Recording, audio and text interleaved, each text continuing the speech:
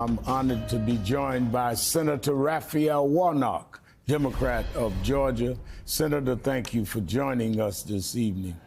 Let me start. Good evening. Let me start with, as we wait for the president, I have to ask you about remarks made by his opponent, former President Trump, at a rally in Ohio last night. The presumptive Republican nominee warned there would be a, quote, bloodbath, unquote, if he loses the election. Now, he claimed he was talking about the car industry, but repeated the words several times. He also said some migrants aren't people. At another point, he called them animals. What's your reaction to these comments, Senator?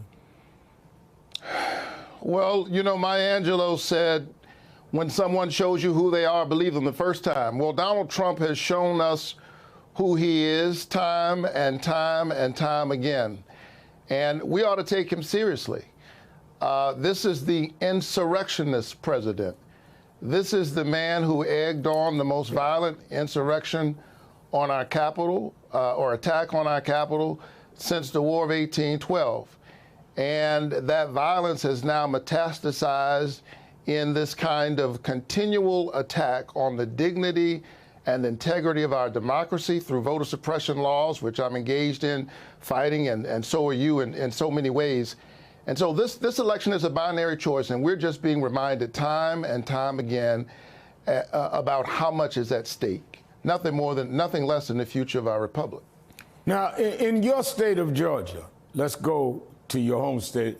On Friday, a judge ruled that Fulton County DA Fani Willis can continue to lead the election interference case against former President Trump, although she did have to accept the resignation of a special prosecutor with whom she'd had a romantic relationship.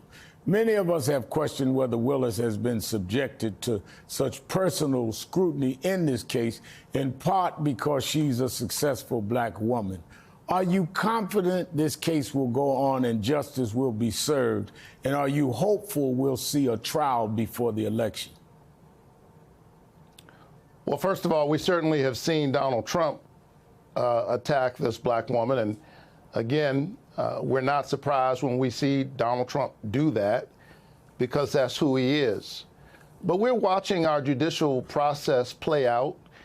And right here in Georgia, I'm afraid that there are some political actors who have tried to put their hand on the scale I'm not going to pile on. We're watching the process move forward. She will be able to try her case. And I think it's important that we center what this case is about.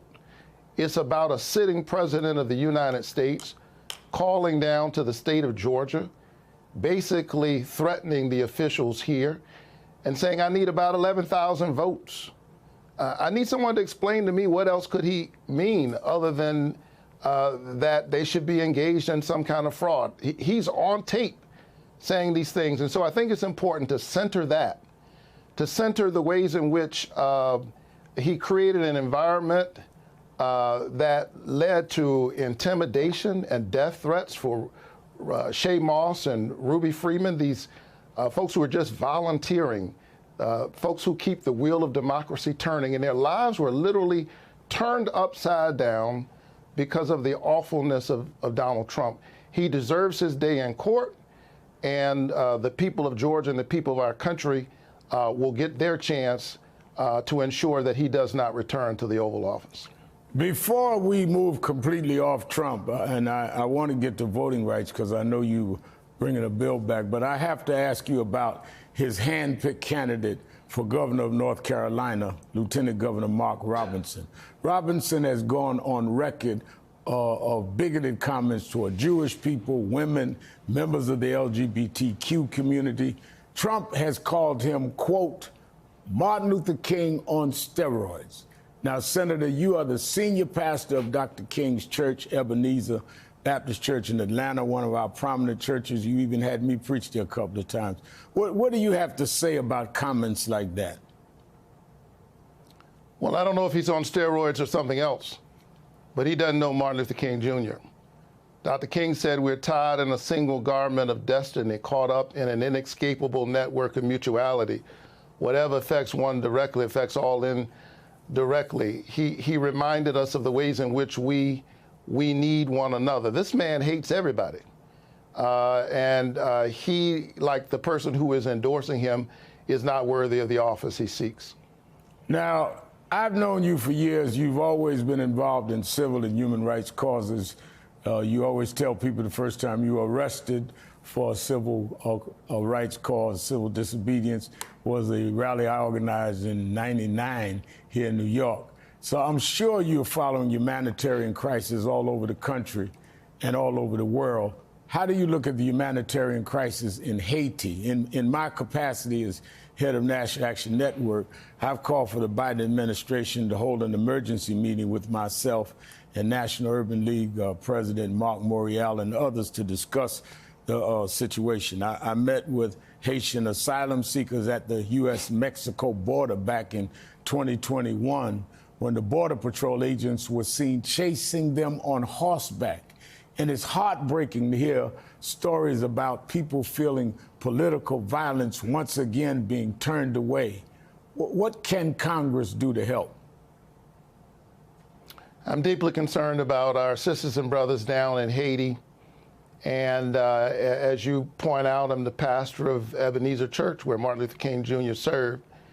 And when I see human suffering wherever it is, it moves my heart. But Haiti is in our own hemisphere. I mean, Haiti, in a manner of speaking, is a stone's throw from our front door. And here is a small republic, very poor country in our own hemisphere with an incredible history. The slaves in Haiti rose up and they took over the government. And in a real sense, it seems to me they've been paying for that ever since. And we have an obligation to make sure that the folks who are in Haiti know that they have the support of the United States of America. I think it is in our vested interest. I'm concerned about the gangs, the anarchy that's happening right now at our doorsteps.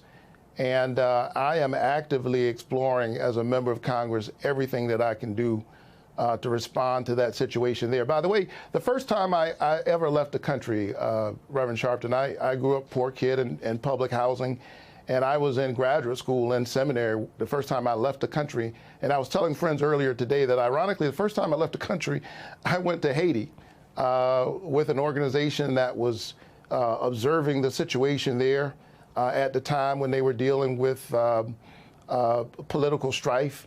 And it has remained in my heart ever since. And I want to see how I can do whatever I can to uphold the dignity of the people of Haiti and help them with a pathway that leads to peace and prosperity.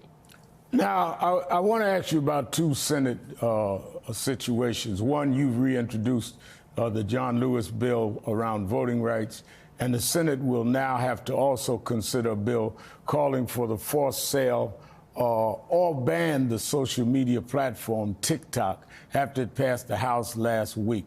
President Biden has said he would sign the legislation.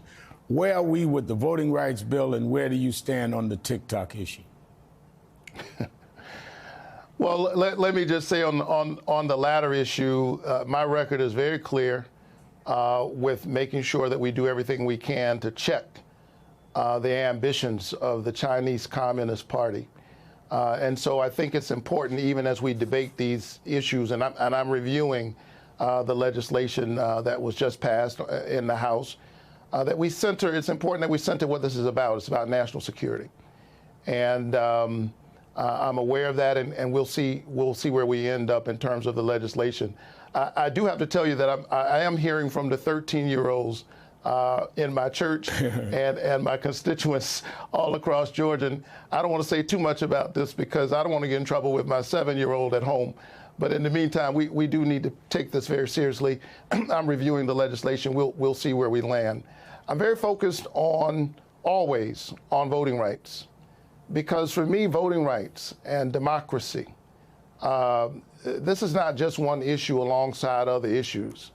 It is the framework in which we get to fight for everything that we care about.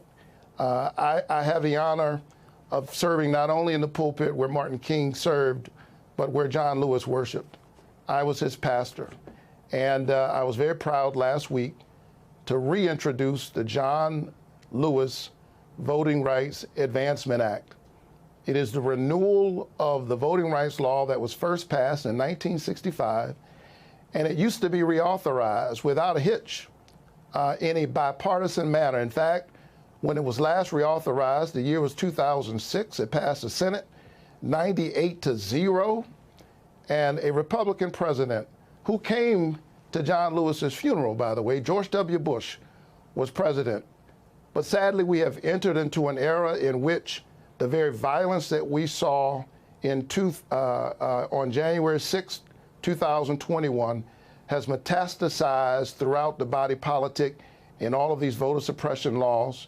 The Supreme Court did us a grave disservice when they gutted the voting rights law in 2013. And the very places where historically we've seen these kinds of assaults on voting rights, including Georgia, are the places where we're seeing it right now. I won't rest until we pass the John Lewis Voting Rights Advancement Act and the Freedom to Vote Act. And I can say I remember in 2008 on the election night, we asked you and you let us have a watch night to watch the election at Ebenezer.